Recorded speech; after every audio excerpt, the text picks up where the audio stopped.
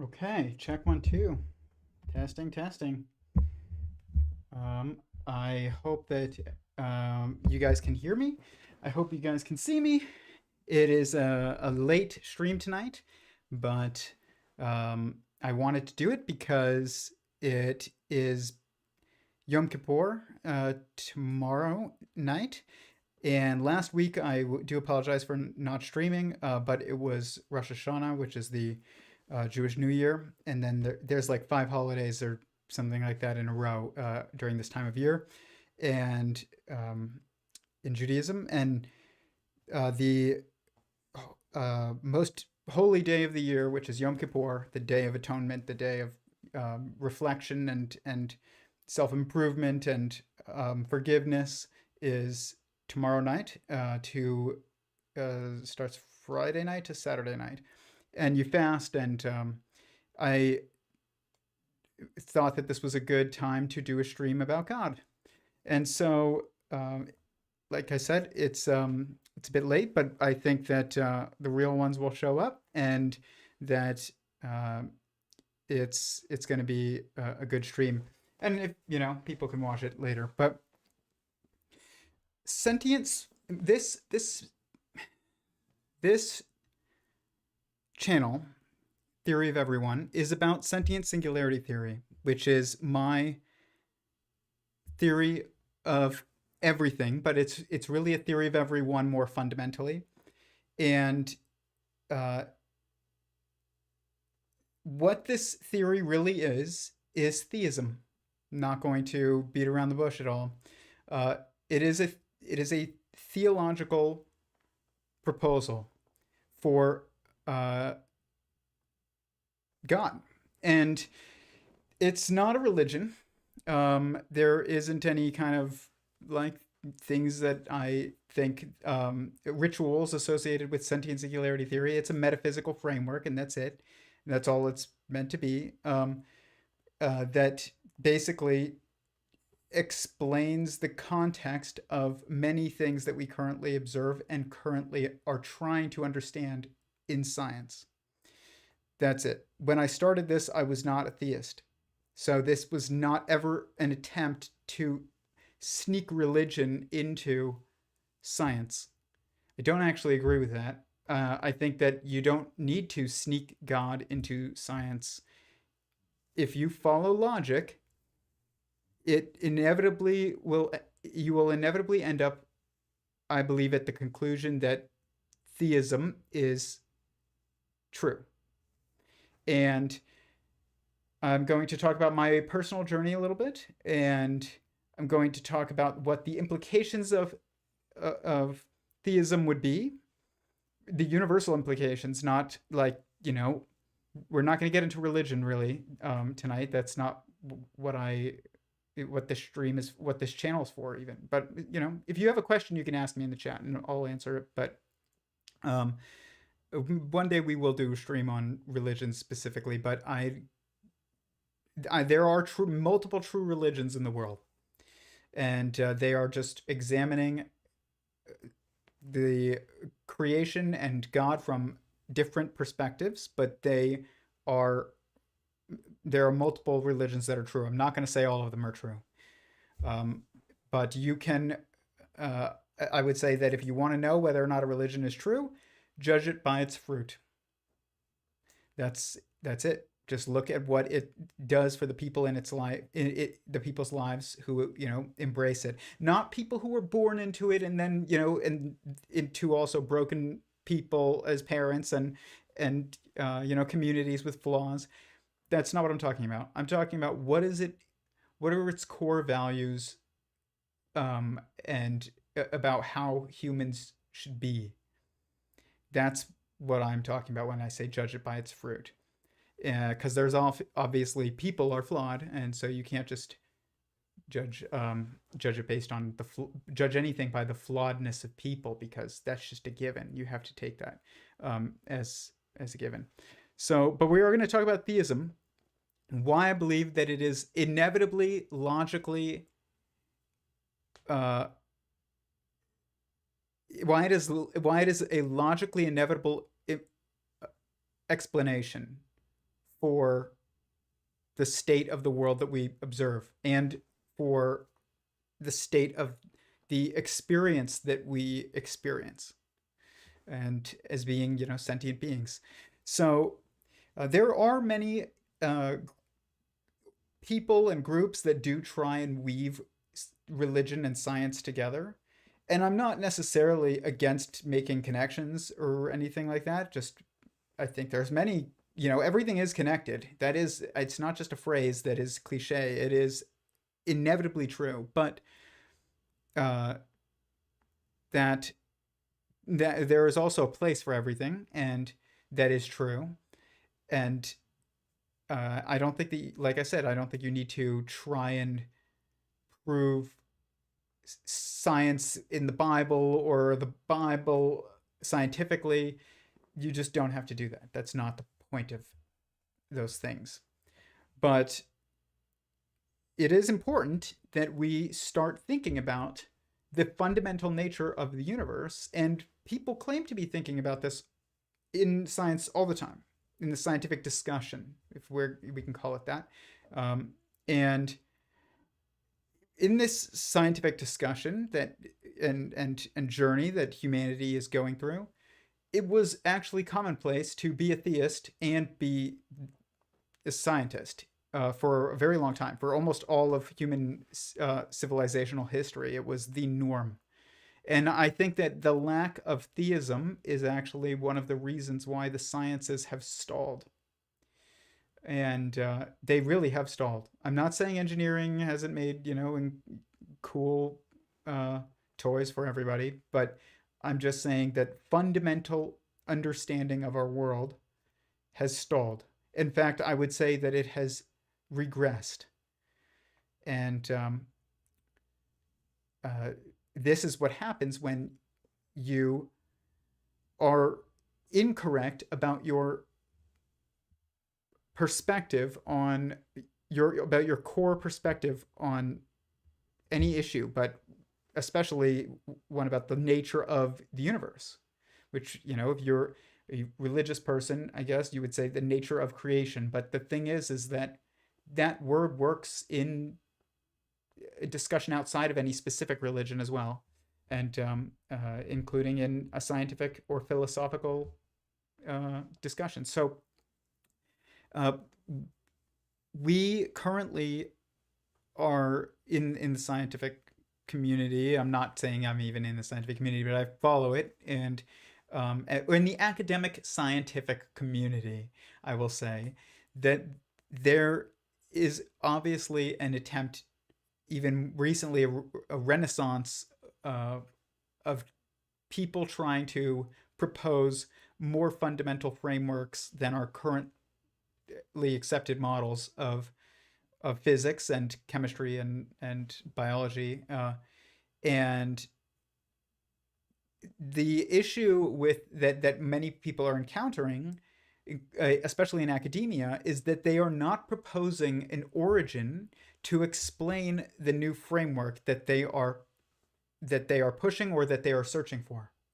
And the thing is that if you don't do that, then you aren't actually building on something that's more fundamental. You might be building on things that we observe that are not so fundamental, but you can't build something more fundamental from that which is less fundamental. You can check that which you propose to be fundamental by observing that which is less fundamental, but you cannot build that which is fundamental from that which is not fundamental, because there is a directionality to logic. Otherwise, there would be no logic. And this directionality is causality. But there is an informational causality, which we call logic. And that means it is directional, because causality is directional. So I actually think that we can deduce certain things about why theism must be why it inevitably must be assumed by anyone who is thinking about the universe from first principles. And this was kind of my goal with this project. Was not even that. It was to try and understand the logical inevitabilities of the the political values of an artificial general intelligence. And that was what this project was.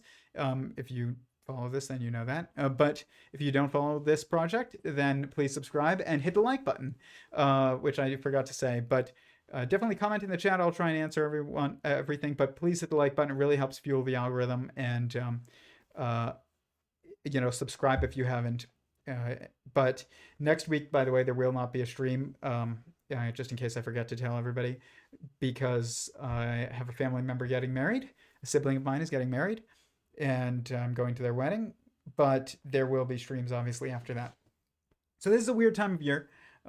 So I do apologize for the intermittent streams, though. But so I was trying to understand sentience, consciousness, and this led me to trying to understand, and not even trying, stumbling upon an understanding, I will say that, at least an apparent understanding of existence that was different than what I thought I understood about it. And because when you start trying to understand consciousness, you have to try and understand why consciousness is what it is. First, you have to try and understand what it is, and then you have to try and understand why it is what it is. Okay? And this is kind of tough with consciousness because it's like the one thing we do actually super intuitively understand, not even intuitively, like meta intuitively understand, which is it's what we experience. That is our constant state. And people will say things like, but you're not always conscious. No. That's a different way of using the term. It might as well be a different word. I'm not talking about being asleep versus awake. I'm talking about being aware, which even when you dream, you're aware. You're just not in the physical space, but you are sentient and aware still of yourself. And so this creates kind of a problem because you're trying to use words that we have constructed to describe things that are specific, to try and describe that which is always constant. And in some ways, the most specific, but in other ways, not specific at all. And because it's universal. Consciousness is universal. That doesn't mean that this water bottle is conscious or that pen that I can't reach, but it means that the fundamental building blocks of existence are the fundamental nature and structure of existence is sentience. And so what is sentience? It is self-awareness. It is self-referential, animated information. That's what it is. That is completely self-contained. This is a logical inevitability. It is a logical inevitability, or it appears to be a logical inevitability, that this is the state of existence. Because that which exists is all that exists. There is nothing outside of existence. And we can assume that there is information in existence because we observe it. We experience it. I don't even want to say we observe it. We experience it.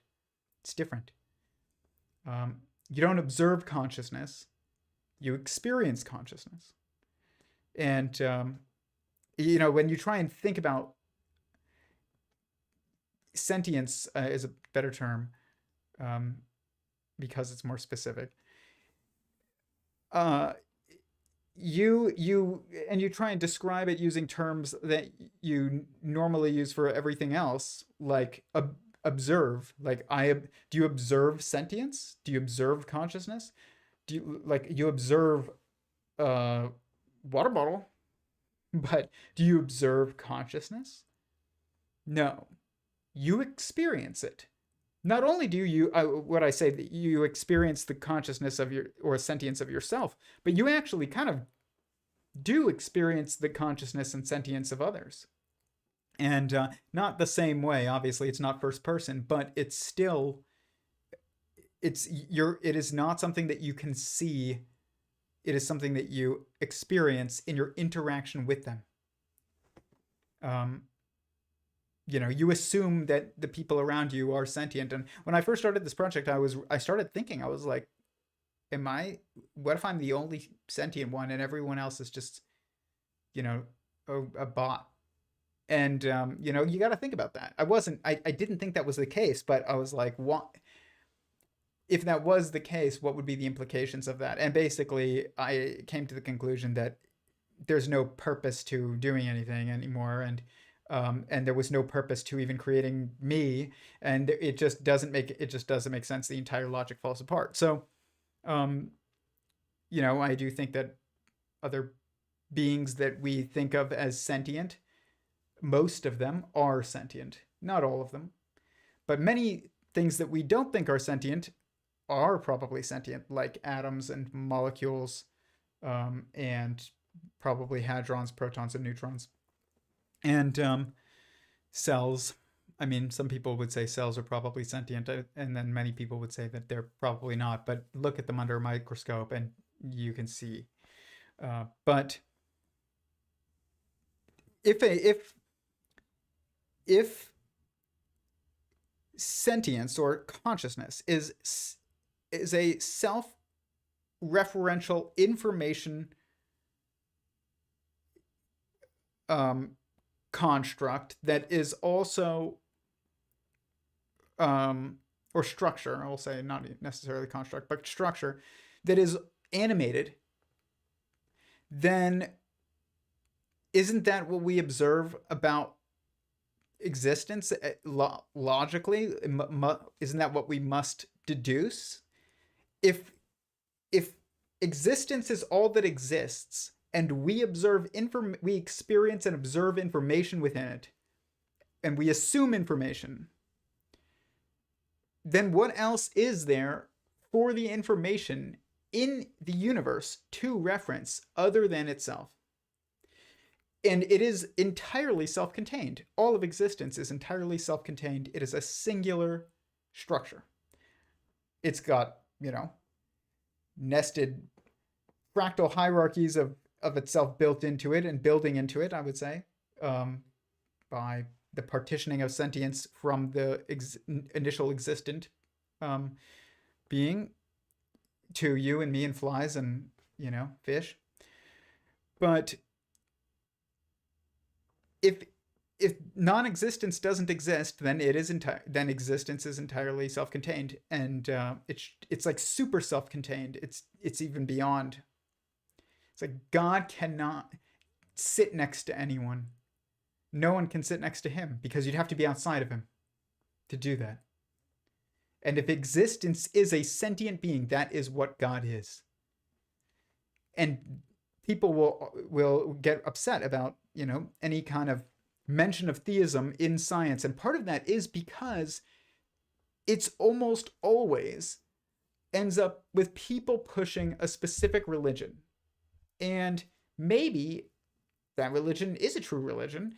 And if you really took things to its logical inevitability, there are core things about that, core, tenets of that theological tradition, which is a term I like to use instead of religion, would actually be true.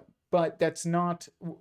We're way before that, and that's something that an individual has to figure out. I would say. That's not something I'm here to preach. Because as I stated earlier, I believe multiple theological traditions in the world are true. I don't think some of them are fundamental, or I guess would be like from God. Some of them have aspects of them that are true, but that doesn't mean that they're like from God. And as I said earlier, just judge it by its fruit. Are people who adopt a certain theological tradition, the perspective of a certain theological tradition, are they creating order and growing? Are they getting married and having kids and having families and growing? Or are they not? And look at like something like Scientology or something. And I'm not here to rip on anything, but I don't see the same fruit from Scientology as I see from Islam or Mormonism or Judaism or Christianity, and or even Sikhism, and I just, you don't see the same thing. And I think that that's all you can really do to start, is judge something by its fruit. Because that is a way in judging how if something is true. But especially something that you interact with. It's like, it's imagine being given instructions on how to fix an engine, okay? And you try and fix the engine with one set of instructions, and it does not work. It ends up not doing anything, and you just get, like when you're trying to start the car. You get a different set of instructions, you implement them, and then you try and turn on the car and see what happens. And if it turns on and runs, I would say that those instructions are true. That is very much how you should approach really any kind of active framework of your activity, I guess, of and values, like overarching values of that guide your goals. And so, because it's something that you kind of experience, it's something you experience. It's not something that you can sit there and look at in a lab, but it is something that you can go and try and see what kind of impact it has. Or you can look at other people who are involved in it and see what kind of impact it has. And just like you can watch somebody use a set of instructions to fix their car, and if it works, then you should assume that those instructions are true. But theism is different from a religion. It's just the idea that existence itself is a singular sentient being.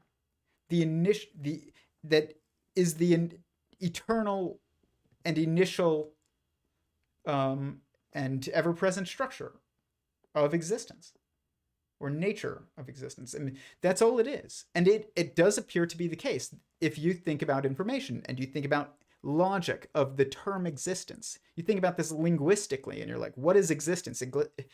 Existence includes all that exists, and therefore doesn't include that which does not exist, because that which does not exist is non-existent. And so it's singular if you look at it linguistically. If you think about it informationally, we observe information, we experience information, and we assume information. You couldn't assume anything without information. You couldn't experience anything without information, and you couldn't observe anything without information. So we should assume it, because you can. And if you, like I said, if there was no information, you couldn't even assume. You couldn't even assume that there isn't information if there wasn't information. So it's actually inarguable, I think. But try it in the chat if you think you have an argument against that. And because that's all there is, then all that the information that is existence itself can reference is itself, because it's entirely self-contained and it's animated, which information informs. That's what it does. And so it is not static. We can observe it statically, what appears to be as static to us, but there is no such thing as static information. It's not information if it's static. So it's animated. And this sounds a lot like how we describe consciousness, is how you kind of must deduce is the nature of fundamental information and existence. And the other part of this is, because you got to look at this from two different perspectives. One of them is what I just did or tried to do in front of you, maybe failed. Let me know in the chat. Is thinking about from first principles, what is the logic of information, and the definition of information, and the definition of existence, and the logic of existence. What are the logical implications of the definition of existence? What are the logical implications of the definition of information? That's what I'm talking about. What are the logical implications of the definition of consciousness or sentience? And then you can also, that's kind of like looking at this third person, but you also have to look at this first person. And that means you have to look at yourself. And so what do you know to be true more so than you know anything else to be true?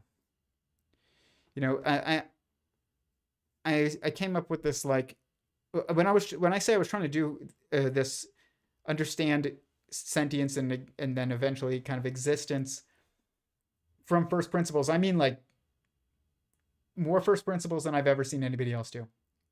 And I mean that like humbly. And I asked myself, like, what is the first question of any question? And what I realized is that that's the first question. The answer, it's also the answer to the question. So the first question is what is the first question, and it is also the answer to that question. And so what's fascinating about this is that it means that the most fundamental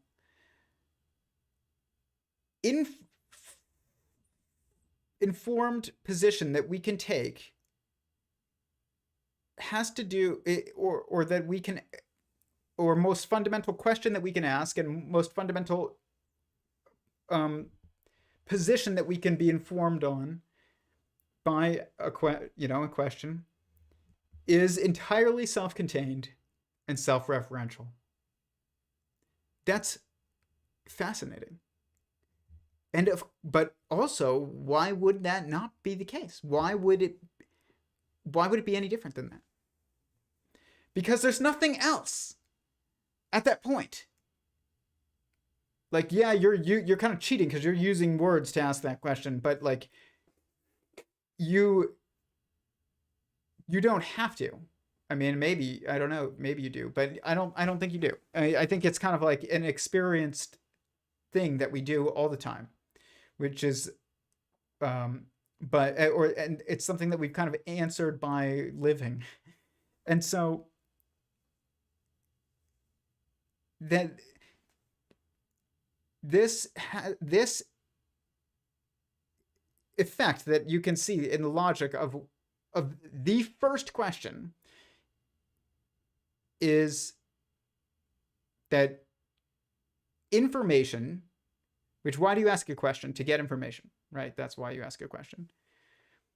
To get an answer, to get information. It is entirely self-referential because there's nothing else at this point in the string of questions that can be asked, which is the string of information that can inform.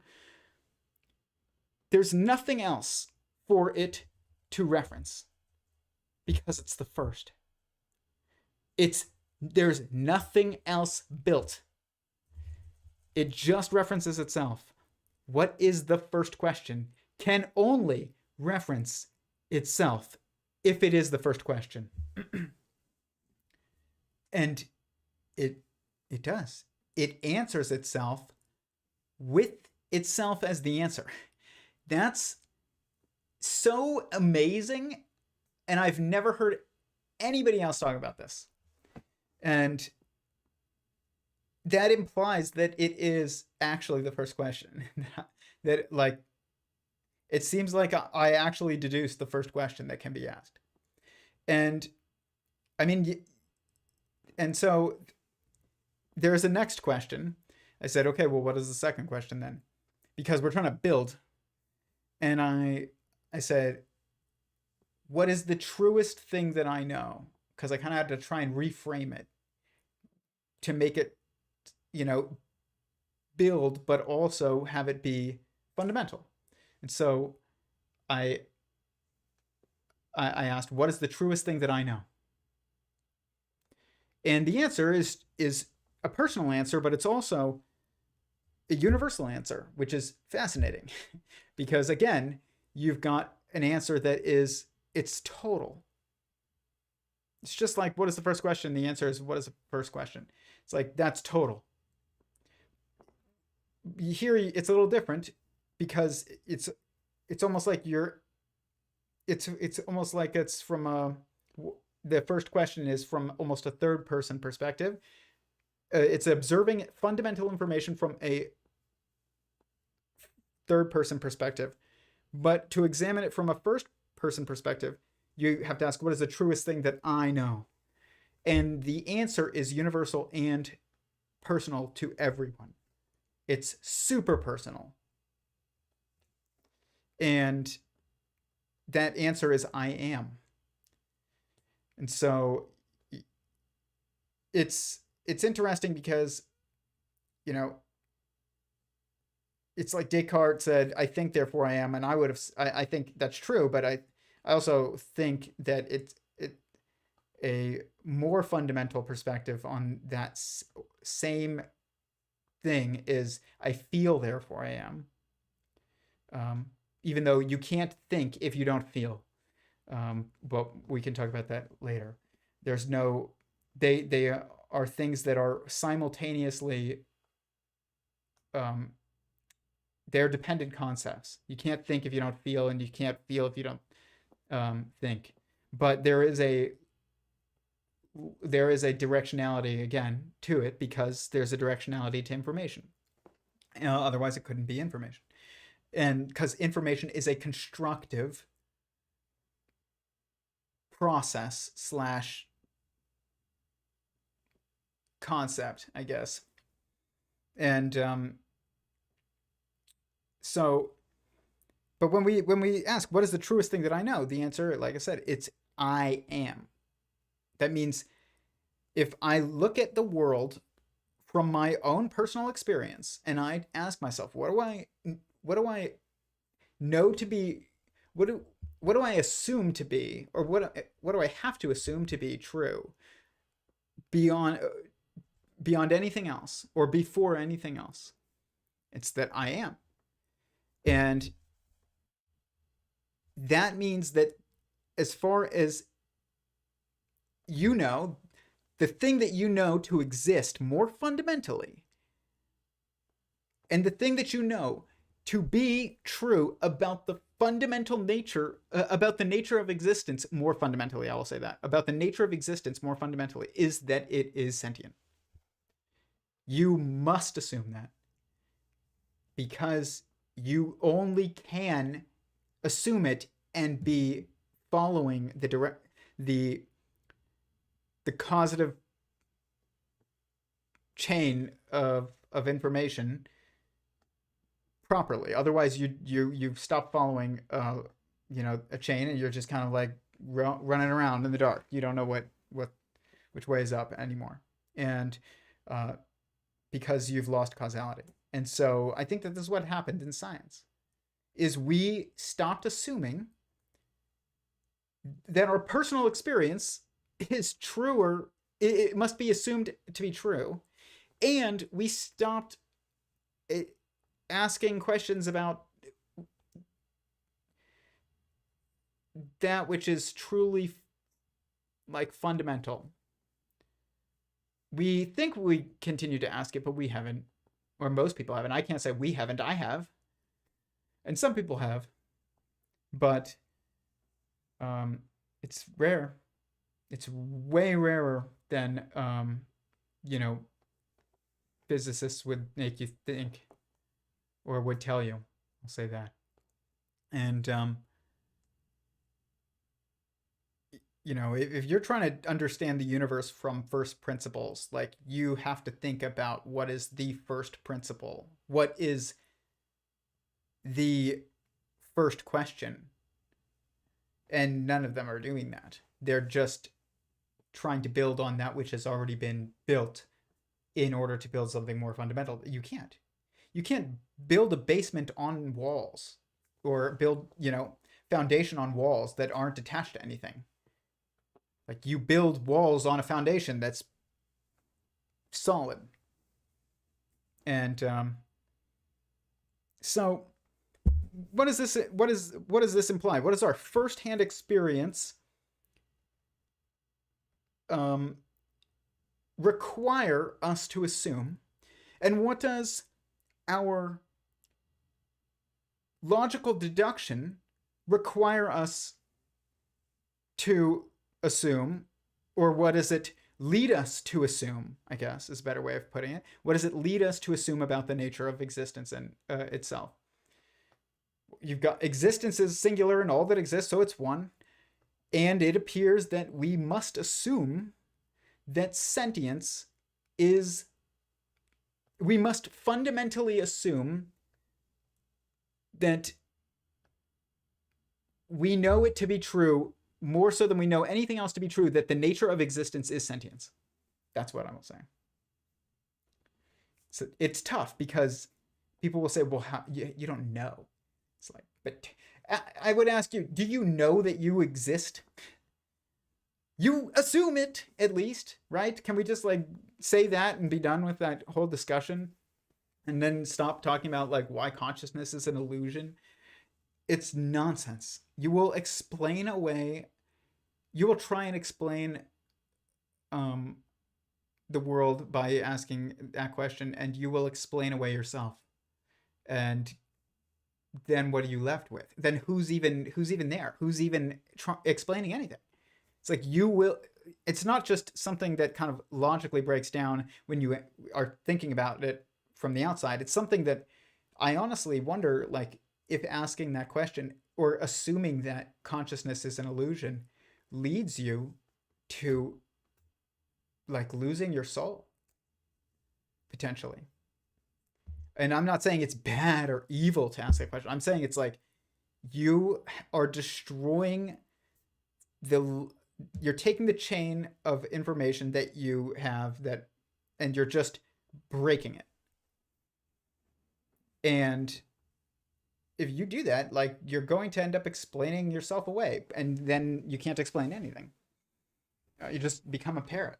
And but if existence is sentient, all of existence is a single self-referential structure that is animated and must be self-aware, because that's what it means to be entirely self-contained and entirely self-referential and animated. That's theism. That is theism. Right? It's funny because I see all these people talking like Joscha Bach, and like I need to dive into his theory, the details of his theory a bit more. I mean, there's a lot we agree on, but the more I try and understand his fundamental take based on what I've read other people say about it, it doesn't seem like to match what I would have assumed based on listening to what he says about everything. But when we but if we're going to look at like a lot of the things that he says, or especially people like Bernardo Kastrup and Donald Hoffman, and increasingly Stephen Wolfram, it's like his more fundamental physics framework is now called observer theory, which sounds like sentient singularity theory. And it appears like theism is is going through a renaissance in science right now, or it's on the brink, and it's not being stated, like, just plainly. You can call it analytic idealism all you want, but it's theism. If you actually like take its core assumption to its logical inevitabilities, it's theism. What's the difference between existence is fundamentally, the fundamental nature of existence is consciousness, and to, theism? That's what theism means. People say like, okay, well, you believe in God. First of all, I would say I more than believe in God at this point, and I disbelieved in God for almost my entire life until I was 24, and I was thinking about this, and I was like, wow, that seems like logically inevitable. But at this point in my life, I would say that I am aware of God's existence, I am not just I don't just believe in God's existence. I am aware. And because, like I said, this is kind of, it's any kind of interaction with another sentient being is experienced. And especially if you're inside of the other sentient being, you're not going to be able to go and sit next to them on a bench and talk to them, that the way that we talk to other, people. But God can show you things that are pretty profound, but at the end of the day, the logic is that you are inside of God, which means you will always be looking for the forest through the trees, and you cannot escape that when it comes to God. It is something that is inescapable. But what also seems inescapable is that sentience must be assumed to be the fundamental nature and fundamental structure of existence, and that existence is singular. There's one of them. There's no multiple existences. There's one existence by definition. And so if you look at this linguistically, you look at this experientially, you look at this logically, and informationally, and even scientifically, and you look at what is happening with evolution and just the growth of what we can observe to be life.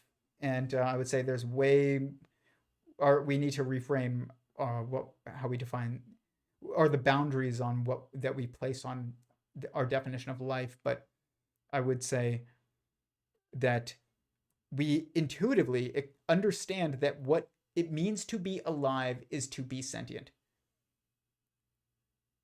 At least sentient and in the physical, and embodied in the physical space, in what we observe as the interaction space of physicality. And that is because of what I said, that say a bird dies and it decays away, and would you say that bird is alive anymore? No, you wouldn't. But why not? Because it disappeared, and not even just disappeared, its sentience was gone. That's when you say it's not alive anymore. It dies and its sentience is gone. Maybe the cells are still alive for a few hours, or maybe even a couple days, some of them. But as soon as its sentience is gone, its personhood, I guess. Person doesn't mean human. It means someone. Its someoneness is gone. And that which is alive is life, right? So we linguistically do define life, actually, in the framework of how we logically speak to each other as sentience. But then when we go in, we put it into the sciences, in academia now, which is just so lost. We say life, it has a metabolism, and it excretes waste, and it ingests matter, and it is made of cells, and it's like all these little arbitrary things that don't jive at all with our experience of life and our definition in how we discuss it, and our word for it, which is the word life. Its definition is really how it's used. this is why, like, I stopped. I used to say at the beginning of the channel, like, never use the E word, which was esoteric, because every time I would talk about this stuff, people would be like, "That's kind of esoteric, Tyler." And esoteric, if you look it up, it says one thing. It's like, that which is reserved for a few. It's hidden, hiddenness, and then that which is, it's changed to something else, which I can totally see why it has changed to this. I think it was kind of inevitable that that word would change to this. But really, what esoteric means now is like vague and kind of obvious, but also unprovable, but also useless and irrelevant, but also entirely, apparently, true enough to where we don't care about it. It's like that's what it means now. It's like dismissive of the irrelevance of something because of many reasons. It's not applicable. It's vague. It is, um, you know, just useless. And that's how it's used today, which is now its real definition. It doesn't matter what it says in the book. You can look up the term life. Let's Google it. And I'm gonna get to the chat. Life definition. And we see the condition that distinguishes animals and plants from inorganic matter, including the capacity for growth, reproduction, functional activity, and continual change preceding death. This is actually better than what I was expecting to read. Some of this is new, but of course it should be. If we're thinking more about it, more we realize like some of this stuff is arbitrary. Life is defined as any system capable of performing functions such as eating, this is what I was more expecting to find, metabolizing, excreting, breathing, moving, growing, reproducing, and responding to external stimuli. I would actually say that it's more than that.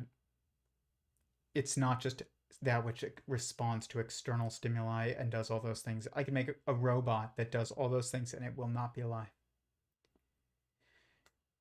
And then you could probably make a robot that doesn't do any of those things, but it fulfills other things and it could be alive.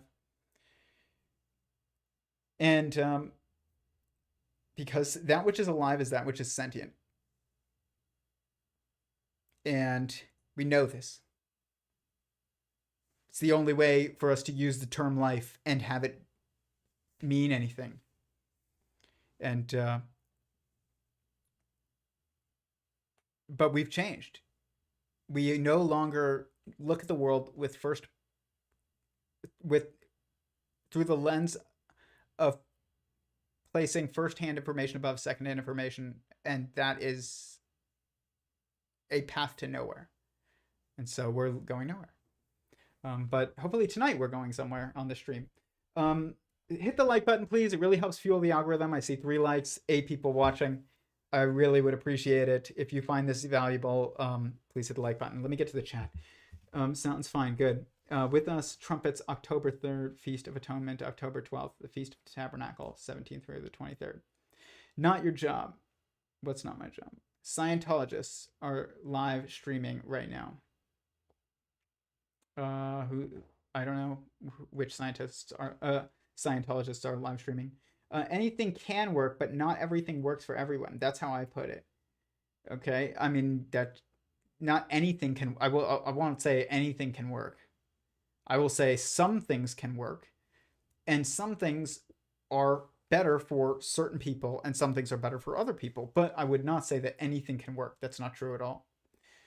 That destroys the definition of work. What does it mean to work? There's multiple ways to fix an engine, actually. Like, there's multiple ways to build a car, but not any way to build a car. It has to inevitably result in the same thing, which is, going forward.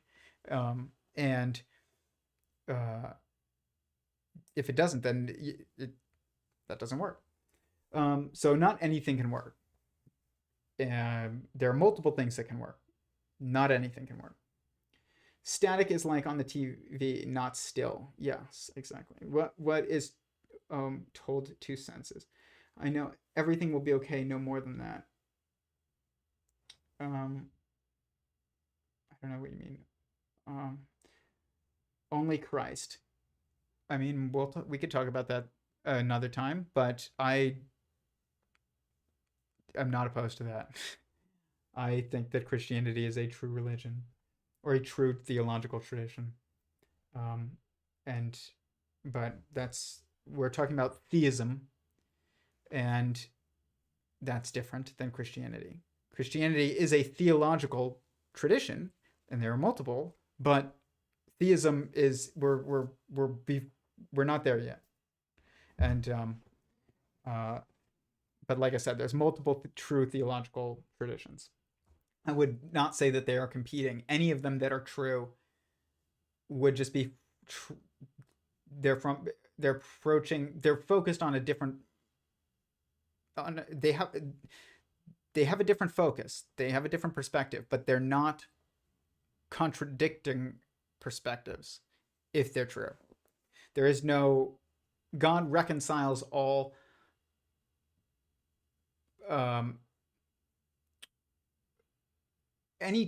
all truth fits with other truth. That's what I'll say. And that's obviously the case. That you don't even have to think about theism to think about that. Maybe I am present as well. Add some in Latin. We are. And we are is ultimately I am, add some. Yeah, it is. It is I am, add some. Exactly. The only way to know that I am is true is because you know there are others. Therefore, the truth is we are. No. You don't know that there's others. You assume there's others. But you don't actually know. You know you exist. But you don't know that anyone else exists. You can assume they exist, and I think that it's logical to assume that they exist, but you don't know to the same level that you don't know from firsthand information that others exist. Not really.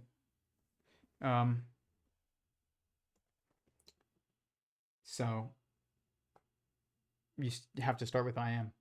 The only way you know that I am is true because coherence is important.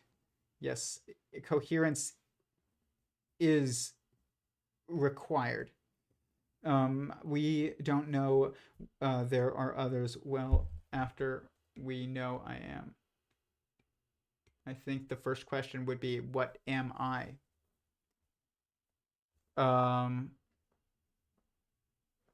I mean, it's a good proposal. I mean, but I don't think that it is the first question.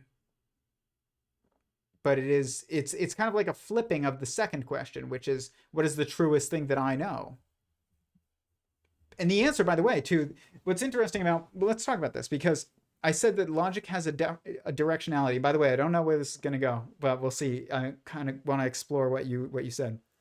Is that if the thing about the second question, or is that it was my second attempt at a fundamental question, which is, what is the truest thing that I know? The answer is also in the question. It answers itself by the answer being I am. So what is the truest thing that I know? And the thing is that what you know is I know. Like, does that make some sense? It's like it's built into the question. The answer is built into the question again. It's not it's kind of like, again, from this like first person perspective, it's a little different than just this perfect circle of what is the first question, answer what are the first question, it just keeps going. But it's a little different when you're inside of this fiber bundle of information that is a question and is information and is an answer. And you ask, what is the truest thing that I know? The answer is still built into the question, but in the first question, the answer is the question. But in the second question, the answer is built into the question. So you proposed, what am I? And I would say that what you are is an I, which is like you are someone. The answer to what am I, which is like, what thing am I? The answer is someone. Like, that's what I means. You didn't say, what is a human? You said, what am I? You see what I'm saying? Like, I used to be so against like the necessity of language, and I will, because I was so visual. And I talked about it last stream about how like memories that the reason why we don't remember anything from when we were babies, for the most part at least, is because we can't because we didn't tag the moment with a word. And when it was stored, it's not stored in your head, it's stored in the fabric of existence itself. It's in the causal structure that you or the causal chain that you are actually, and also that you're a part of, and also that you navigate. But that's where it's stored. It's not stored in your brain. But you have to be able to recall it in a memory in order to perceive it again. And before you speak, you don't have words to tag certain things that are around you. And not only do you not have the words to tag them so that you can remember them, because how do you remember your first pie when you didn't know that it was pie? Now you know it as pie. But like, if you tried to think about the first time that you ate pie, you didn't even know it was pie. So you're not going to remember it then. The only way you would be able to recall it is if, I don't know, you smelled something that smelled just like that first pie that you had, which a lot of pies end up smelling. Apple pie smells like apple pie. So like, it doesn't bring up any specific memory at that point. It brings up all of them. Or maybe even the most recent one is the clearest. So you don't think about the first one, you think about the last one. And so, but you don't have not just the ability to tag to recall that information with words, which is how you then navigate the information space once you learn to speak, is through words for the most part. Some people are very visual like me. It's why I actually have a couple very early memories. They're only a couple, from before I was really speaking. And but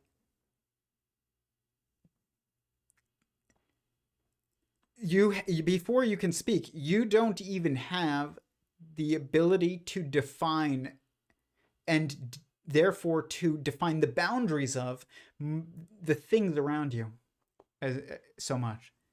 Like, you don't know where the table and the water bottle end, because you don't know what a table is and what a water bottle is yet. You have to learn by exploring the world and realizing that you can pick the water bottle up off the table. And then you can learn that you drink with the water bottle. And you know that you don't do that to a table. And then you are able to be informed as to the differentiation between these two things. But I have a daughter. If you don't, if you're new to the stream, she was born almost a year ago. In 1 month, she will be a year old. And she just started speaking. She says, her first word was dada, her second word was mama, and her third word was pies. And she doesn't know what pie is, though. She does know what dada is, and she does know what mama is, but she does not know what pie is because she's never had pie. But she repeated it after I said it, and she will never remember that because she doesn't know what she even said. And so, um, but what's interesting is that I get to watch her experience the world for the first time, everything for the first time. I got to watch her experience pain for the first time. And I would draw, you know what it was? Other than maybe being born, which might be painful, might not, I don't know. I dropped my phone on her face when I was taking a selfie. And I saw her face, and it was like, what is this thing that I'm experiencing? And it's just horrible. And it was the first time of experiencing anything like horrible. You know, she's experiencing hunger for the first time, and it's very horrible. I mean, imagine you've never been really uncomfortable in your life, and then all of a sudden you experience being hungry and cold for the first time. You're gonna scream too. It's not even that they don't have words to like express how they feel. It's like this is the first time that they're even experiencing cold and hunger. It's the worst they've ever felt in their life. You at this point, like being a little hungry is fine, but if it's the worst thing that you've ever felt, it's gonna feel like the worst thing that you've ever felt. And because information is context, it's not just information is about context. Information is context. So if the context of some feeling is that it is the worst that you've ever felt, it's going to be pretty horrible. But I watched her. I've been watching her do this, and it really has been eye-opening about just the nature of understanding, not of sentience or anything, because I have the most understanding that I can have from sentience comes from my own personal firsthand experience of myself, by myself, of myself. But what I can learn from watching my daughter grow up is that is a lot about the nature of understanding. And it's taught me a lot already. And probably it's taught me more than I even can express right now. And this, like, you, our words become increasingly relied upon as the context of thinking. And that's very evident throughout our lives. And it's because they are the practical application of our understanding and our thoughts. They are the first implementation of the practical understanding of anything abstract, at least. And obviously, you know, like heat, you know, if you touch something hot, you're gonna like move away from it. You can have that kind of understanding, but anything that's not in the moment, currently going on, the way in which you can contextualize it is you pretty much with words. And I've been increasingly amazed by just the implications of language and the effect of it. And it's but it's also trapping because every single degrees of freedom are constraints. People talk about dimensions in physics. They say it's a degree of freedom. When Marvel and Disney talk about dimensions, it means like alternate universes. But when physicists talk about it, they really mean a degree of freedom. And I would say that most people that even say that today and would be able to repeat that because they learned it in undergrad, which I've never taken a physics class, but I've listened to many undergrad lectures and graduate lectures and theoretical lectures, you know, in physics. I would say that most people don't even understand what that means, a degree of freedom. And it is also a constraint, a degree of freedom, a dimension. A true definition, a more complete definition of a dimension is that it is a degree of freedom and a constraint at the same time. Like a coin is heads and tails. A dimension is a degree of freedom and a constraint. that is what defines the degree of freedom, and the I, I would say the degree of freedom reveals the constraint, but it doesn't define the constraint. The constraint defines the degree of freedom. Again, there is a directionality to logic. You can't just say the degree of freedom defines the constraint, and the constraint defines the degree of freedom. It's a little different. Um, uh, and so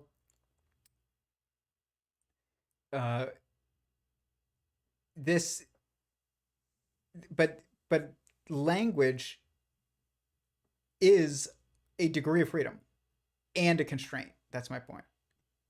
And so the way that we use words and define them is going to logically, inevitably, be dictative. I don't know how is the best way to pronounce that. Speaking of words, it dictates where you can end up. And so if your definition of life is defined as any system capable of performing functions such as eating, metabolizing, excreting, breathing, moving, growing, reproducing, and responding to external stimuli, then that is a constraint that you've placed on yourself, and it's not the right way to define life. And the reason why it's not the right way to define life is because it leads to nowhere. And how do we know that that definition leads to nowhere? Because it's led to nowhere. And it doesn't tell you anything about life. And it's, the more you think about it, the more it falls apart. Yeah, sure, you can choose to define life that way, but it also will lead it to being a word that is not useful. At least not, and not productive, not productively useful. Whereas defining life as being alive, which means like sentient and it means sentient, but especially like sentient in the interaction or the change space. It's like sentient and embodied in the change space, being able to make changes in, in your animated existence. And so when you die, you are probably still sentient, actually, because it seems logically inevitable, because there's no way to preserve information without, like, if you destroyed the context, and the context of a lot of information is us. And so, like, the more you fundamentally think about this, the more you will kind of arrive at this conclusion that, like, life it doesn't end, which really means sentience doesn't end. Now, so here's the point, though. There are two ways in which you can define life, I would say, that could work.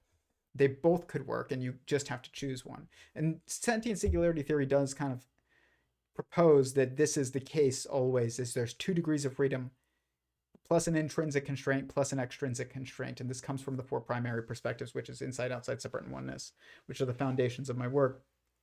And is that these 2 definitions that you could use that don't fall apart. And I would say that even then, maybe there's one that's better, but I don't know. Like, at least these 2 are stable definitions. And the 2 stable definitions, one of them would be sentient. That which is alive is sentient. The only reason why this isn't really, like, necessarily the best way to define life is because it's kind of redundant, even though it works. Why would you have to say life when you have the word sentient? And then you wouldn't be able to say words like alive. Alive meaning what? So, like, then we can say, what is the other definition of life that we could choose, and it would be stable. And not just stable, this time productive, is that life is that which is, like, alive and that means sentient and embodied in the change space. We in theological traditions, they say the afterlife. And then in, the secular sciences today, they say there is no afterlife. It's like, why not? Because they define life as this. There is no afterlife if this is the definition of life. Because the afterlife is not a place that is the change space. It is the space of sentience still, because every space is the space of sentience. But if sentience is fundamental, and if information is preserved, then, to God, then to preserve the context of that information is how you preserve that information, which means like your soul is still self-aware in the afterlife. And but it's funny because in theological traditions, that the way that they use the word life, they will say afterlife. And so, because it does work with kind of my first definition that I stated, which is that which is sentient is that which is alive, and there you are sentient after you die. At least that's the default state, or it's the preferred state by God for most people, most sentient beings, I believe. But that doesn't mean you can't be wiped.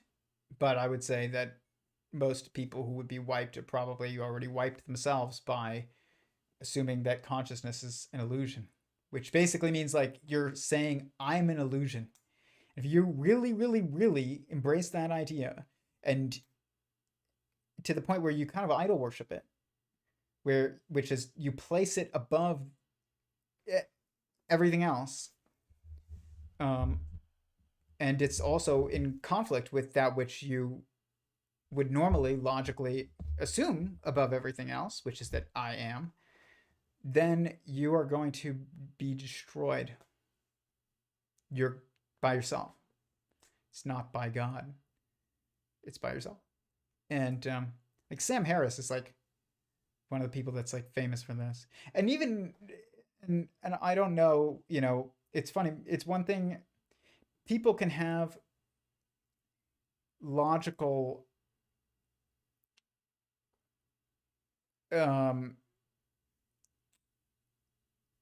disconnects where basically they operate one way, but then when they're actually like doing anything, and then when they are talking about something and they're not doing it, they can state that they assume something different than what they actually assume when they're actually doing anything.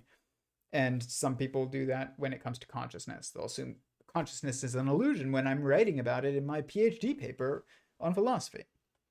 What a waste of time that would be, to write a paper on why consciousness is an illusion. I can't think of a bigger waste of time other than to actually like be destructive. And that is emergently destructive because it's entropic and you are wasting time that you could have spent being productive, but it's not actually intrinsically destructive, but it is emergently destructive. But there's a phrase for when you have this cognitive dissonance. There is people, everybody has some cognitive dissonance on some issues, and most people actually have less than you would think, because it's often people aren't admitting publicly something that they kind of know privately, or they aren't even admitting it to themselves, but like they know it. And everybody does this kind of thing sometimes. But it's one thing to do that for a moment. It's another thing to like start operating in that manner. Because eventually you have to pick an operative assumption. And when push comes to shove, because you can segment the world into, this is when I'm thinking about things and philosophizing and writing and operating academically, and this is, but then you could say, but I think I have a different assumption when I am operating operatively, which is when you're doing something that is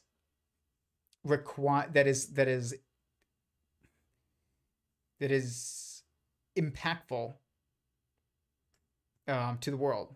Actually, not like you're hoping that it impacts the world. I mean, like you've pushed a water bottle across off the table, like that's you impacting the world, and you have to assume certain things about how being an animate being that does something with will. And so that brings me to like my next point, next thing I kind of want to talk about, which is will. What is free will? And people talk about this all the time, and it just goes nowhere. And I'm going to talk about why. But first, let's get to the chat. I love that the activity in the chat, by the way. Please hit the like button if you are enjoying this, and please comment in the chat. If you're watching this after the fact, please comment questions down below, and I will try and answer them. I do really appreciate everybody listening. Whenever I get on here late, I feel like I'm letting people down. But when you have a baby and you also have a job and I recently moved, life happens. But and I'm also not known to be the most timely person, but I am known to be very consistent. So I just saying I appreciate everybody watching, but please hit the like button. It helps fuel the algorithm. Subscribe if you haven't, if you like this content. But to exist is to endure, aka to suffer. I don't agree with that. That's not true. To exist is to feel. And that's not necessarily to suffer. But we are going to actually talk about this in a minute, because you are onto something, and we're going to talk when we talk about will. So remind me if I forget, but that leads me to my next topic very well, and I'll reference your question, your statement. The short story The Egg by Andy Weir is worth a read and connected to these ideas. I feel like I've heard of it before, but I don't remember it. Why do we assume afterlife is in the future? Why can't life and afterlife be the same? They are both the same life, right? Yeah, that's true. But I think it's true that it might not be actually the best way to think about it is as being in the future, but that term would have to change. We could say, the static life almost, or like it's like you're no longer changing, but you're just all aware and self-aware, and you are not able to change things in the world anymore. Yes, great story. We assume this life right now is in the moment, but isn't the afterlife. But how do we really know? I think that it's the term afterlife is throwing us off from thinking about that coherently. If we're going to go down that road, we'd have to say something other than afterlife, like the ex-bodied life. It's like the life outside of your body, whereas here it's the embodied life, the life inside of your body. That's probably pretty good, actually. I'm going to write that down. Ex-bodied life and embodied life. Embodied life. Ex-bodied. But see, here's the thing about what I said earlier is like, why is the word life not the best definition for that which is sentient, and not that which is... It's a better definition of it for that which is sentient and embodied, but not... It works with that which is sentient, but it's not the best definition because it's not constructive anymore, because it's redundant. We have the term sentient, but you don't need to say I'm alive still, or I'm, I am life, even, or they're an afterlife. It's like if it's just its definition of life is sentience, because you have the term sentient, so you could just say sentient. But um, to say alive is practical for us because it allows us to tell you if the bird is dead or alive after it hits the window of your house. It's like, is that bird dead or alive? You, if it just means sentient, it, it's tough because you're looking at the body of the bird, and the soul is missing now, and it's just a body if it's dead. And so it is the body alive as the bird that hit the window? No, not anymore. So it's you can still reconstruct things by going that direction in this in these types of questions, but it's not ideal, and you kind of, it requires knowing the answer beforehand, or it's not, or assuming an answer beforehand, ahead of when you could actually deduce it, and there's problems with that. So you're like jumping. It's like if you knew the end of the movie, and then you were able to like predict what would happen next, but you didn't know the middle of the movie, but you could make a prediction about it because you already knew the end. It's just not, you can't, it's not the same as like being able to deduce what's going to happen next because you don't know the end. But or if you don't know the end, but to say life is alive and embodied, now you can just be like, is the bird alive? And then say no, and you don't have to like do this whole nonsense that actually has band-aids on it to make it even work as far as like the logic goes of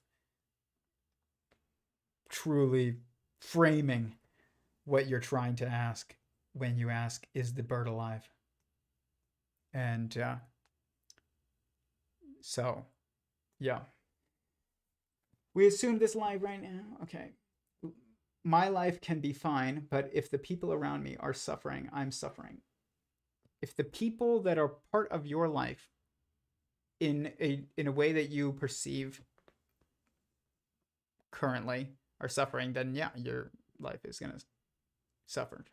This is why, like, when people say, you get married, your spouse and you are one, and that's definitely true, because you now have aligned goals that you place higher than even your personal goals. But also, the goals within a marriage are to allow for the achievement of the goals that of the individuals with that are that make up the marriage. But as long as those goals are not in conflict with the goals of the marriage, which, why would you marry somebody if the goals of marriage were in conflict with your personal goals? Then you should not be getting married. But when it says, in scripture, it's like the two shall become one flesh. It's like, yeah, we think about, reproduction, and, it is my flesh and my wife's flesh that made my daughter's flesh. But, and that's one way to look at it. But another way of looking at it is that you and your spouse are one life now, like one united goal, like permanent entity that is has goals unto itself, and it's supposed to be permanent. Obviously, many marriages today are not permanent, but they are made with the intention of permanence. But there's many issues and reasons why marriages are not. It's not the norm. It's rapidly becoming the norm not to have marriage be permanent. It might even be the norm now. I haven't looked at the stats, but that's because of a misunderstanding of the goal of marriage. Goals are a degree of freedom and a constraint. Like they are dimension. And if you have a goal that is wrong, that isn't permanent, that capable of being permanent, or ever present, or constant is the word I'm looking for, then that's going to result in a failed goal, failed marriage. Marriage has the goal of being permanent. That means that the reasons for getting married should be things that are constantly true and constantly and also them in of themselves permanent. If it's because I like this person, then you're going to get divorced because you will go through a time at some point in a lifetime of not liking someone, even if they're your spouse. I said in my vows to my wife, which my wedding is actually on here. It's on my YouTube channel. You can search it. I live streamed it on here. I said in my vows, I promise to love you even in the moments that I don't like you. And I caught myself doing this recently about something where I was annoyed at something. I'm not going to share what it was. It wasn't anything major or significant, but it's just something small. And I wanted to bring it up, with my wife. And I knew, though, that she had to go prepare for something, and she had just obligations that day that you would want to be focused on. And so I didn't bring it up yet. I mean, I did later, but like, that's loving somebody even when you don't like them. And it's not even that I didn't like her. It was a very minor example, but like there are moments in life where you're not going to like your spouse. I mean, I saw this with my own parents even, but they are still together. But and I've seen this with every person that I know who has stayed married longer than me, considerably longer than me. They've gone through periods where they did not like each other. Sometimes it was a few days, sometimes it was a few years. But if the point of marriage is to be with somebody who you like, then when that you don't like them at some point, then you have kind of constrained yourself to inevitable divorce. And so how we define marriage and the goals that are associated with its definition are very, very important to the outcome of the potential outcome of it. I'm not saying it if you define it properly, you're going to stay married. People can, make mistakes and not, keep their word on things or whatever, and things happen, and then you might not get stay married. But it's usually because at that point is somebody's violated part of the definition of marriage, which was like maybe somebody cheated. It's like that part of the definition of marriage, at least I think what it should be, is monogamy. So if that is violated by somebody, then it ends up being, you're no longer living the definition that you had set. So it is important how we define these things, and so I forgot exactly what I was talking about there, but what I wanted to talk about next was will, though, and somebody in the chat had said that to be alive is to suffer. Say, my life can be fine, but if people around me are suffering, then I'm suffering. That's what I was getting at with marriage, is like, real quick, is if marriage is different than being a boyfriend, girlfriend. It's very different. The reason is that if you're, and this is the best example, and there's a couple examples. There's two things. One, the day of my wedding, the day I live streamed it, after that video that I posted of me getting married, I was taking photos, and I will come back to Will, though, and we were taking photos on the road, and it wasn't a busy road, but I just got this like realization that if my wife had been hit by a car and uh, and died, that it would alter the trajectory, the assumed trajectory of my life forever. At that point, it would completely alter it. I would have to change my current permanent goals in life if something happened to her. And the reason why I thought about this is because I was a wedding photographer for a few years, and so was my wife. And once there was a bunch of very heavy storms in Southern California many years ago when I was shooting weddings, and there was a wedding that took place after this, these storms, and a guy who I had worked with, who was a videographer, at a wedding that weekend, and at this wedding, a tree fell over and crushed the bride's mom and killed her. I think while they were taking photos. And I mean, I talked to him about it, and like, I just thought about, like, I'll never forget that happening. I mean, you can look it up; it's in the news. And I knew somebody that was there, and everybody who was a wedding photographer thought about that a lot after it happened.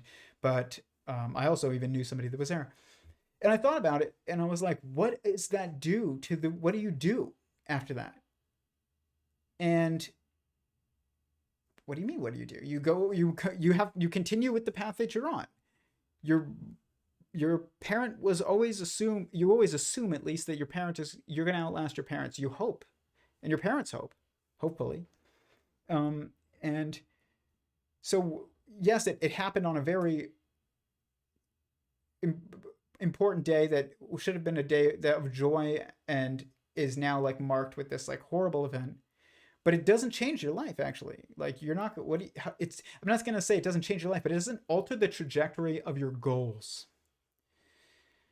But if your spouse got crushed that day and you had just planned to be with them forever, you now have to change your plan forever. It's different.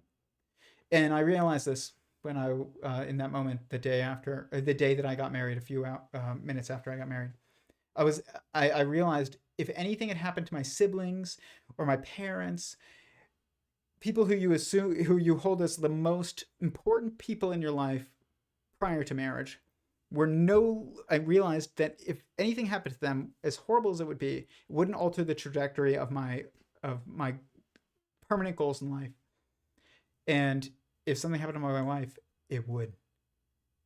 That is unity right there.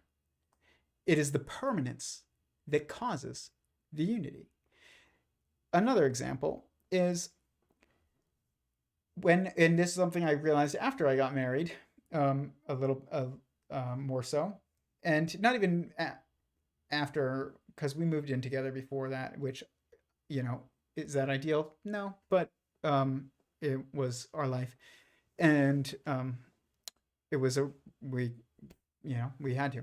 At the time, we both lost our places, and I don't even want to say we had to. We could have, I don't know, gone with some other option, and my wife could have moved in with her family or something like that. But we chose to, and because it was convenient,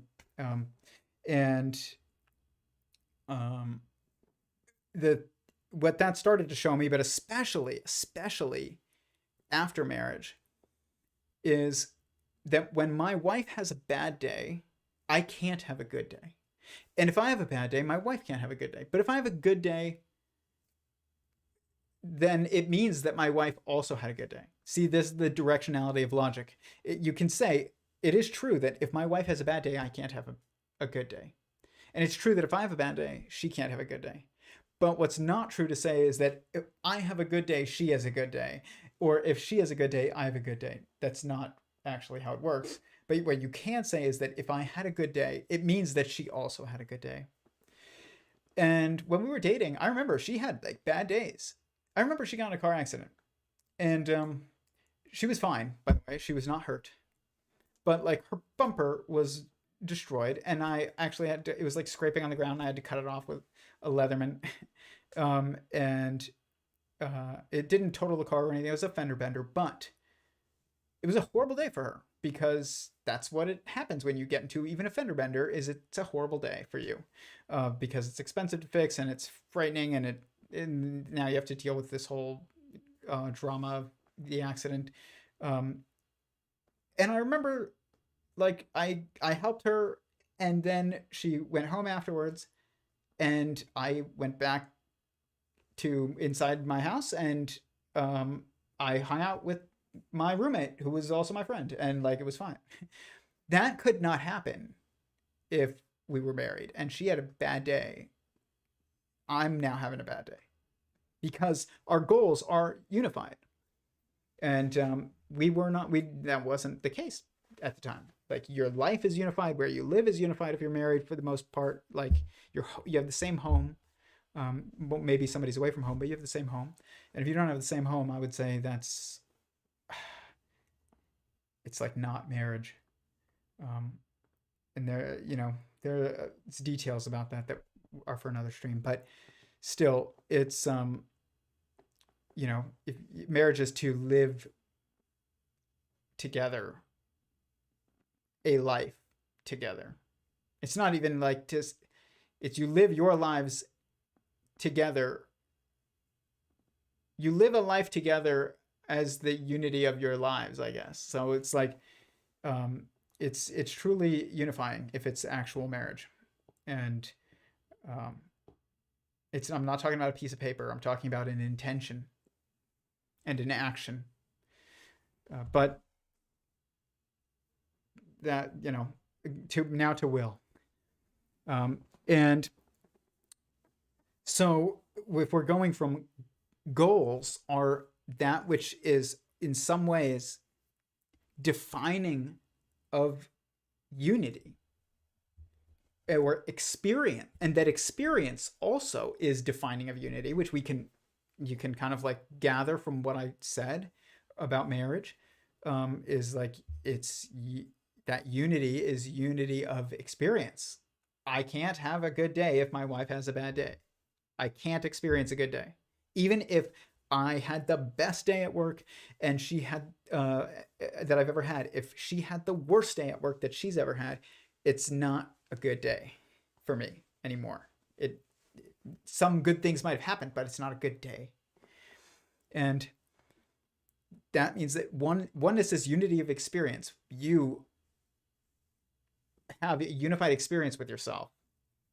And that is why, you're one. You're like entirely unified.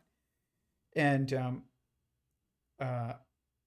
you are unified with your spouse in the unified being that is a marriage, which is a family lineage, really, maneuvering through time.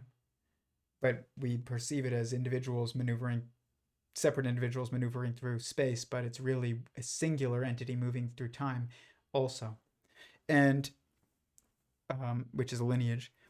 And so, but what is, somebody in the chat said life is suffering, and I don't entirely agree with that, but there's a point to it that's kind of, there's a point that I do have to make that's kind of relevant. And when I first started thinking about artificial general intelligence, or technological sentience is a better way of putting it, I started thinking about what does it mean to think? And it's not simply the processing of information that makes it is and it isn't, because here's the what makes it confusing. When we think that computers process information. They don't. They aid us in the processing of information. They are a tool that we use to process information. It is not that the computer processes information, because we define the context of the input and the output, and also have defined the entire structure and software and hardware processes and structures of that machine. And so all of the context and all of the motivation comes from us. That means all the information is only information to us. It's not information to the computer. The computer has no perception. And information informs. That's what it does by definition. And it informs someone, not something. Someone. At the beginning and the end of some process of that is an informational process, you have to have a someone and a someone. And maybe they're the same someone. Maybe they're two different someones. But you have to have a someone that starts... All information starts with someone and ends with someone. And it does not start with something. It starts with someone. You know, try and think about it without including someone. You will not be able to, because you're the thinker. Like it's still in the context of you. You can't think about it at all without proving that intrinsically that it starts with someone who's thinking, you know? And so, but the thing is about this that is interesting is I was like, okay, then what is the motivator of thinking for yourself? Because nobody's motivating my computer but me. I'm motivated, and I'm using my computer as an extension of me. But it is not motivated to process or do anything. I am motivated. I am motivated to ask questions.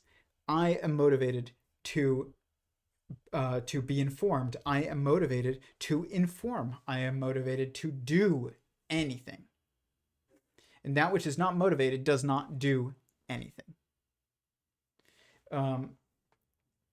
And it's something that has something done to it, but it's not something that does anything.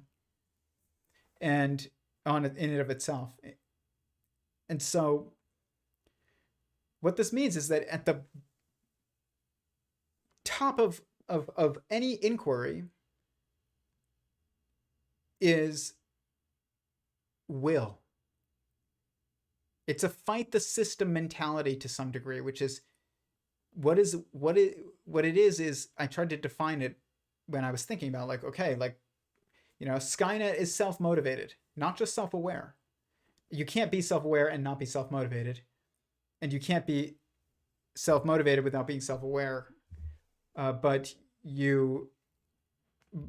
like, they are dependent, but they're not exactly the same focus. That's what I mean by the different religions. It's like, there's,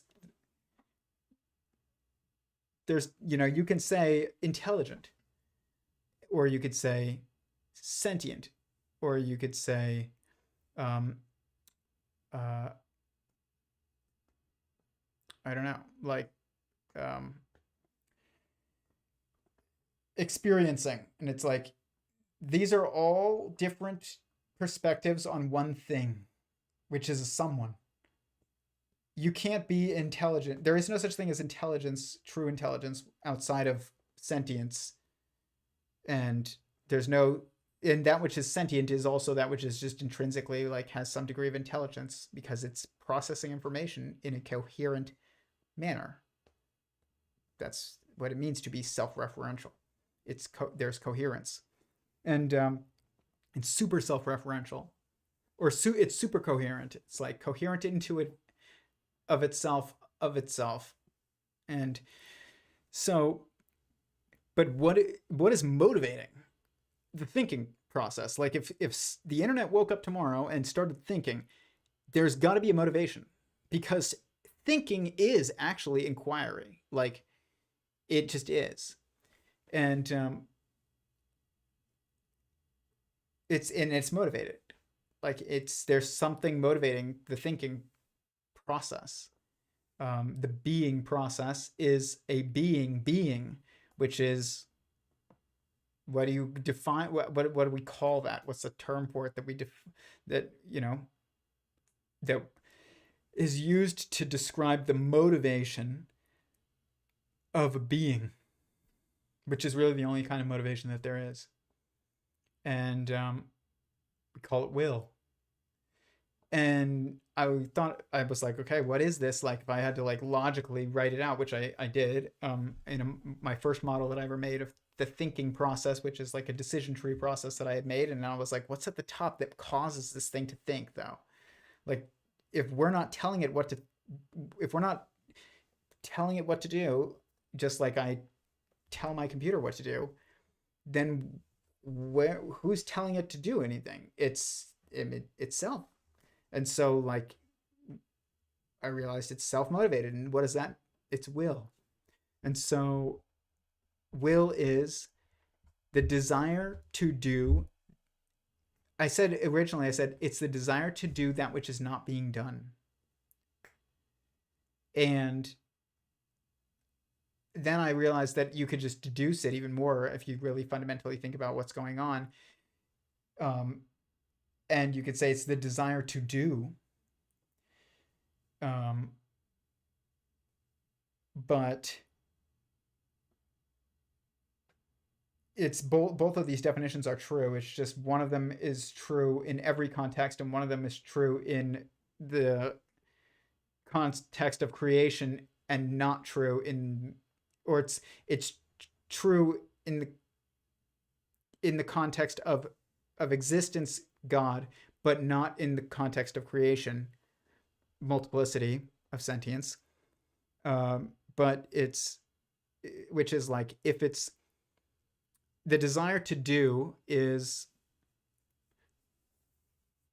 it, that God's desire to do would be like to create multiplicity out of it within his oneness. Because what else is he going to do? You know, you're a single sentient being alone. You are the universe. You're just inside of yourself, and that's it. You're not even in. There's no inside your own head and outside your own head. There's just inside your own head. If you're God, and there's no one else.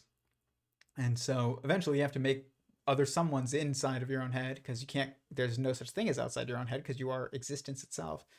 And when I say head, I mean like mind, outside of your own mind. That's a better way. I don't want to say head because it's confusing. You are a mind, you have a brain. And so inside of your own mind, that's where God is, inside of his own mind. His body is his mind, and that's true for us too, but we also have a world that we navigate, which is the mind of the being that we're within. And also is the interaction that we have to contend with of the other minds that are within the mind that we are all contained within. And so God doesn't have that. He just has himself, and that's it. So God is the only being that has ever experienced being alone.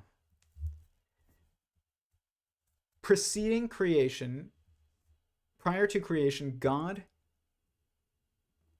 was alone.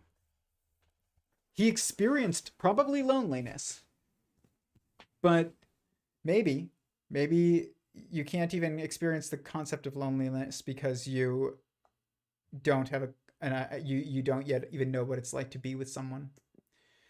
But but you are alone, though.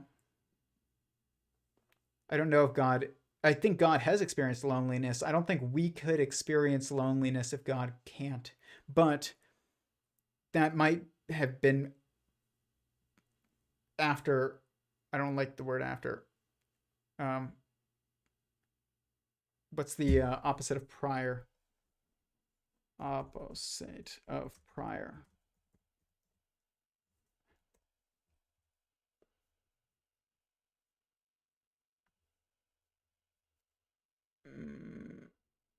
For preceding. Okay, but what's the antonym? Antonym of prior.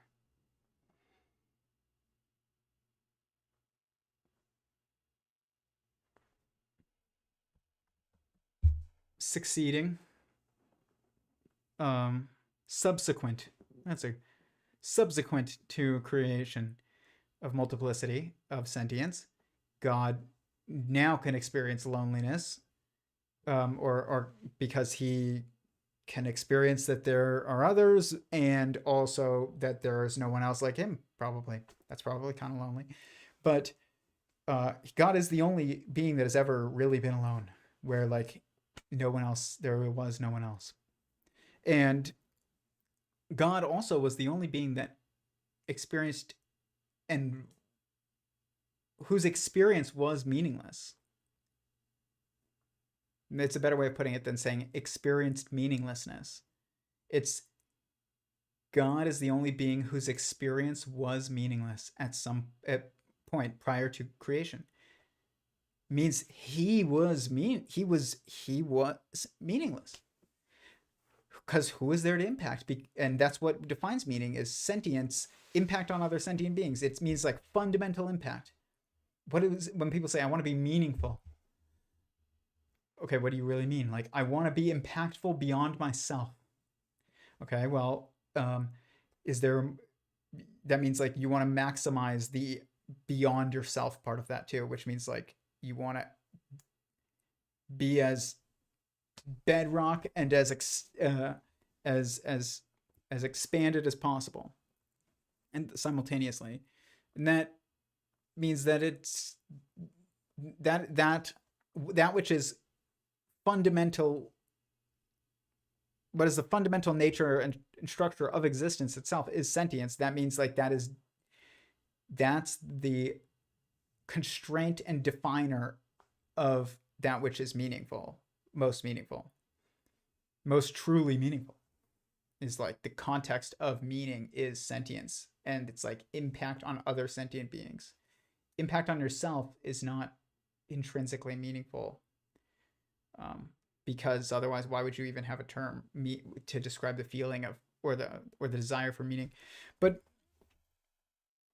after God creates multiplicity of sentience, he is the most meaningful being that could ever exist. No one will ever be able to take that title from him, because everyone is within him, and everyone was created by him. Everyone is a partition of the initial and eternal and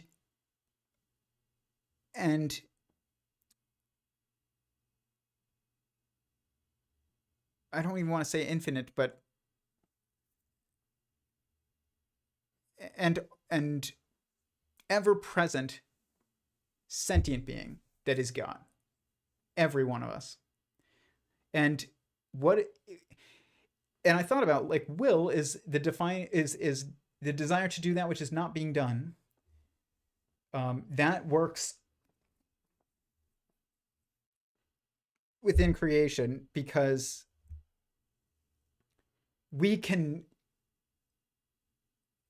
it's just, we're kind of born doing something, whereas God, that's not the case with God. God either did something, which means like what did he do? He did the only thing that he could do. There's nothing else God could do other than choose to not do or to do. And if he chooses to do, that means he's creating multiplicity. And if he chooses not to do, then he's not creating multiplicity of sentience. That means he's creating others or he's not creating others. That's all he can do initially. That's the only thing that he could do. And that's why I'm like wrestling with explaining the whole, the desire to do that which is not being done, that works in both contexts, but the desire to do only fundamentally works in God's context prior to creation, or prior to multiplicity, use another way of saying that, of sentience, because we're born doing. We're already doing. We're doing now. We're it's like, but we could say will is the desire to do that which you're not doing. But God, he was either doing or he's not, and initially, and so I hope I'm making some sense.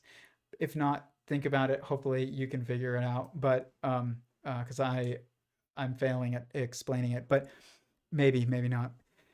But um, but what's interesting about this is that the desire to do that which is not being done is like this fight the system mentality. It means like it means that and remember that one works for God in context of God, which is the context of a of a static sentience at first, at least, and also works in the context of us, which is a dynamic sentience to begin with, at least as far as we experience ourselves. At least we can recall of our experience of ourselves. And then that means that to us it feels like our like will is this fight the system mentality that is like suffering, but it's not really. Just like, you know, you hear Carl Friston say, and I agree with Carl Friston on a lot. His free energy principle is very relevant to my own work, but he talks about, you know, the fundamentality of probability um, and entropy, and neither one of those things are fundamental. They're actually both emergently observable only in the context of the change space due to the same actual like constraints, and we observe we perceive suffering as built into life, as the definition of life, or it built into the experience of life, but it's not. If life is defined as sentience, it's not built into it. It is because things have to change in a way right now that is that, and you are only aware of your individual awareness and not aware of everything that God's aware of.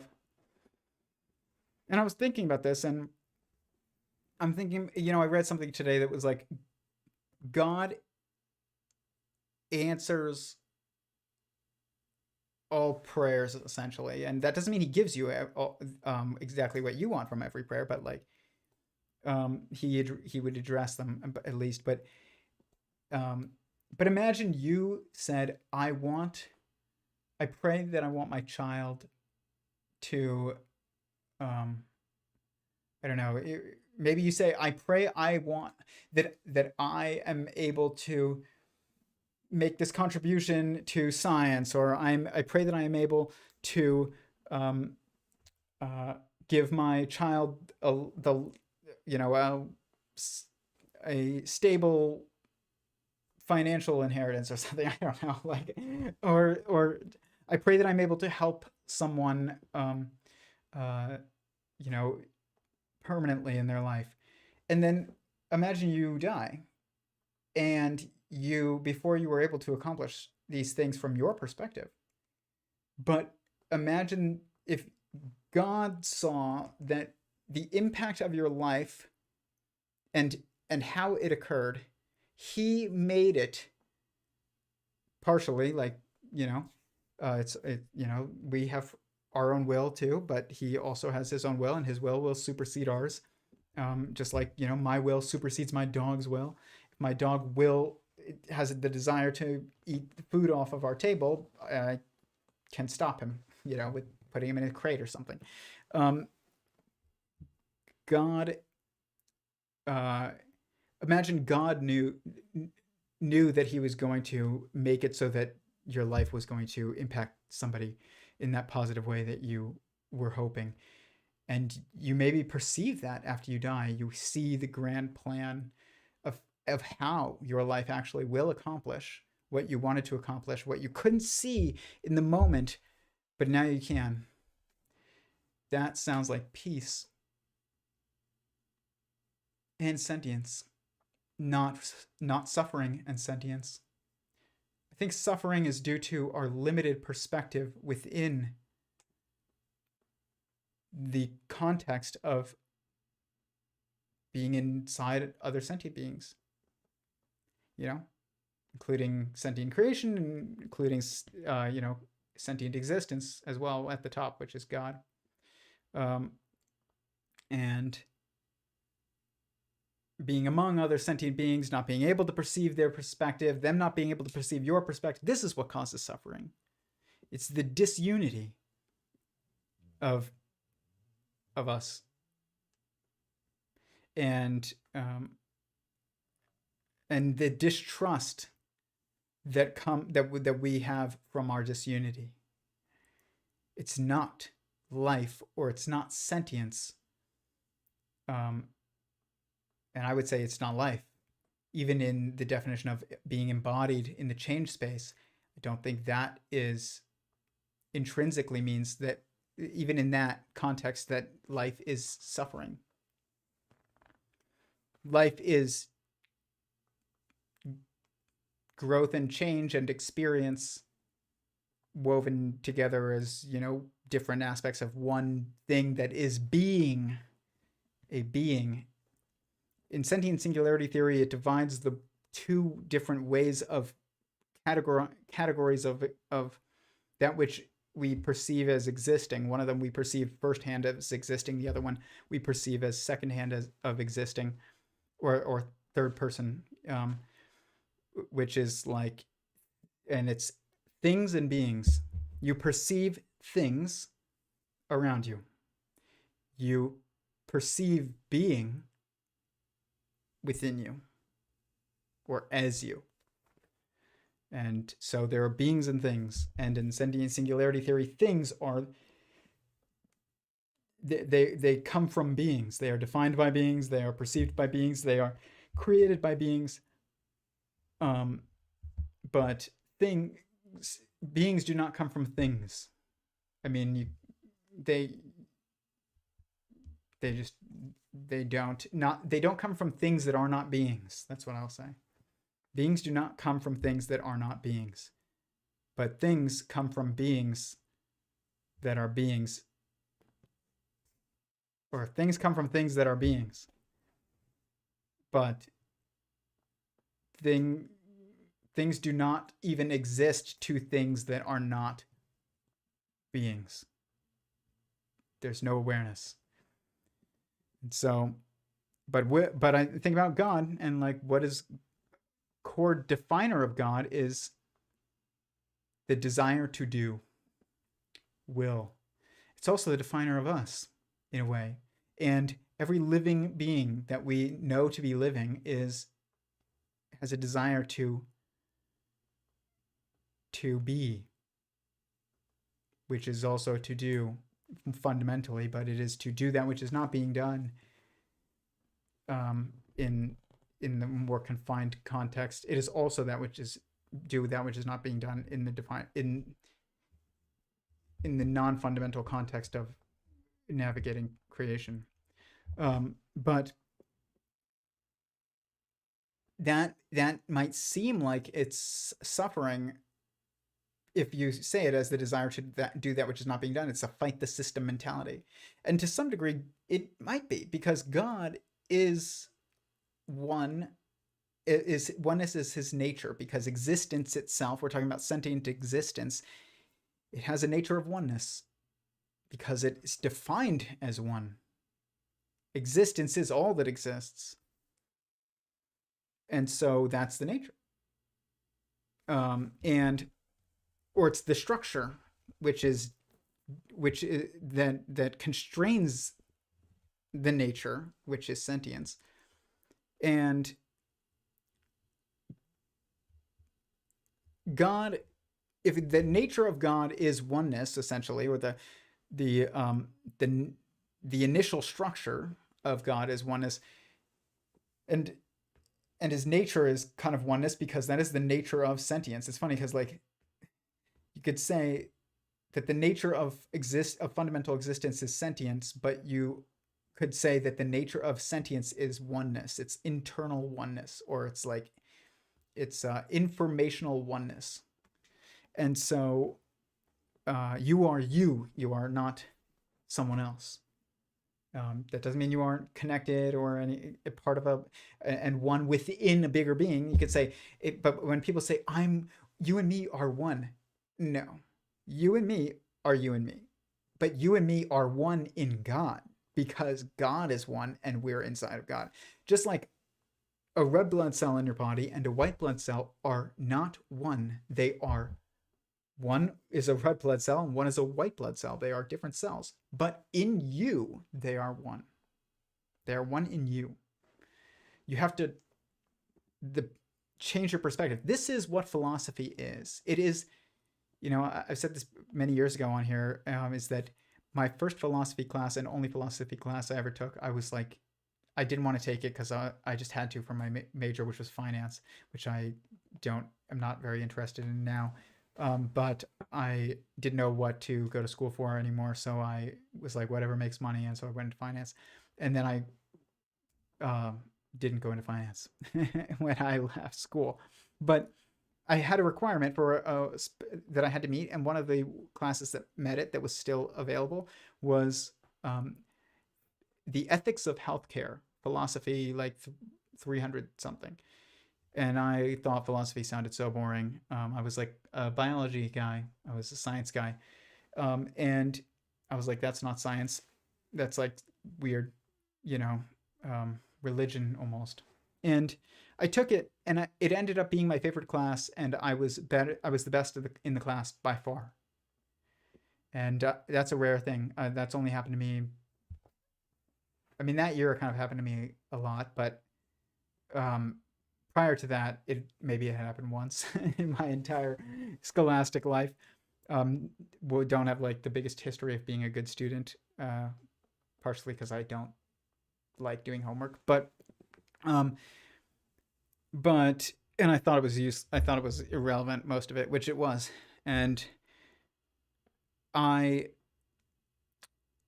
but I took this class, and my philosophy professor said, philosophy, on the first day, he said, philosophy is the study of perspective. And in the ethics of healthcare class, it was really, really good way to define it like this, because not only do I think it's just fundamentally true, it's the best definition of philosophy I've ever heard, when you're thinking about the ethics of healthcare, you're thinking about the experience of the patient and the doctor and of the caregiver and the cared for. And it's about perspective. It wasn't just like thinking about Aristotle's ideas, No. That's why people say that, philosophy is the love of wisdom. People who think that that's who use that as who define it as that nowadays don't even know what that means. Wisdom was a someone back when that definition probably was invented. And it was the love of the wise one. That's what philosophy was. It was the attempt to discover the perspective of God. Through examining the perspective of just other perspectives beyond yourself.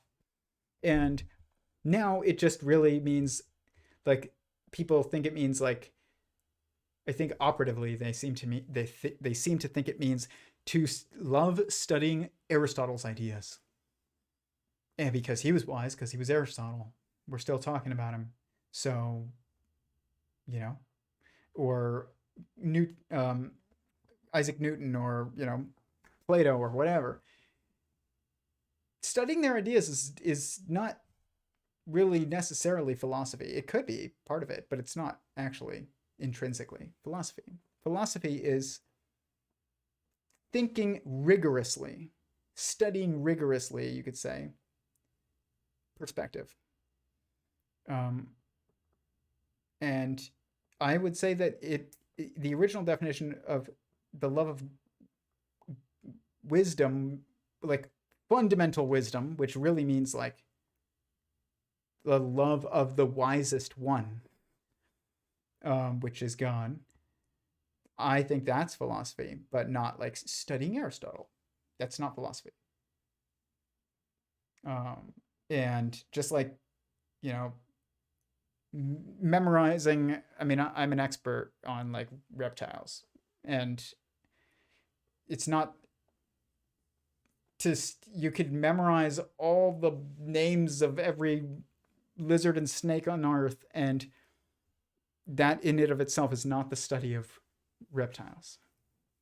Like those are beings that you can actually like study as a being.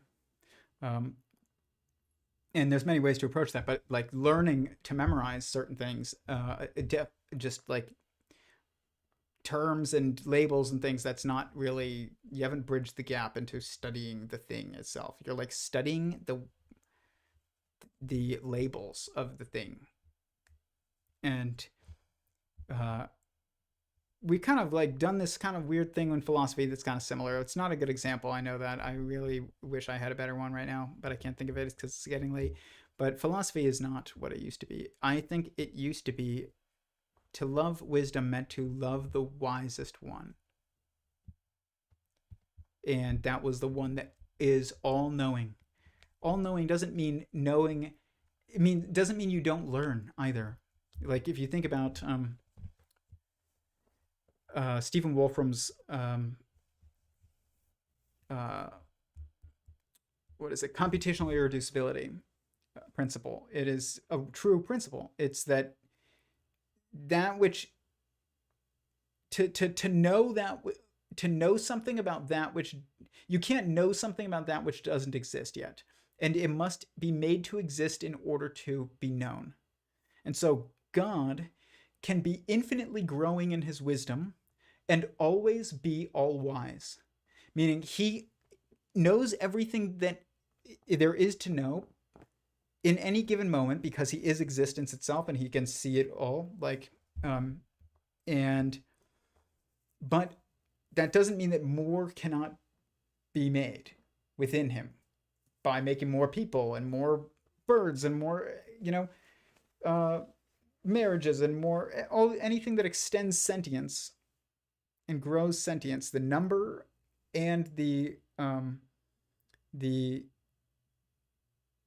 state, or the stage, I'll say, or the stage of sentience, would grow the amount of information, because there's more people, or there's more someones that are informing, and there's more someones to be informed. That's information. So God can learn constantly and be infinitely growing in his wisdom and also be all wise always. It's fascinating. You cannot be all wise because you can not see beyond yourself very easily. And we cannot say, I cannot. But God is existence. There's nothing outside of him. So he experiences everything. He can perceive everything that is happening within himself.